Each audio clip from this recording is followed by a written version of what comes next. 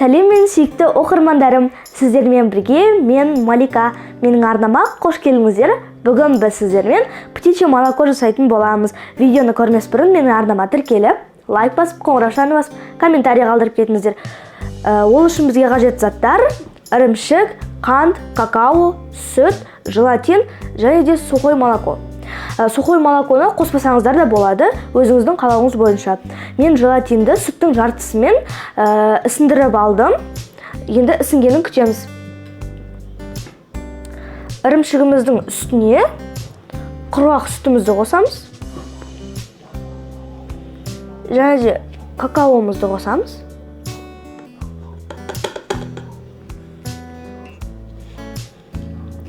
Енді сүтіміздің кішкене бөлігін қосамыз.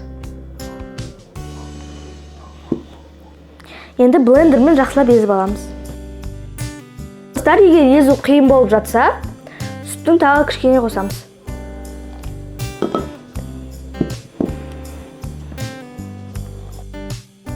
Мінекей достар, сүтіміздің барлығын қостық. Бізде осындай қою масса шығады.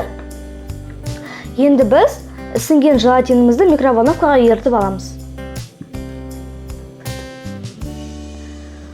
Мінекей достар, мен желатинді ерітіп алдым. Ең басты желатинді қайнатып жібермеу керек, әйтпесе желатин өзінің қатыратын қасиетін жоғалтып алады. Егер де сіздерде микроволновка жоқ болатын болса, газға да қыздыруға болады. Енді қант қосамыз үстінен. Енді тағы да блендермен еземіз. Достар, енді кез келген форманы алып, үстіне пищевой пленка төсейміз. Және де пищевой пленканың үстін майлаймыз. Енді дайын болған массаны құямыз. Мінекей осылайша мен массаны құйып алдым. Енді оның бетін тағы да бір слой пищевой пленкамен жабамыз.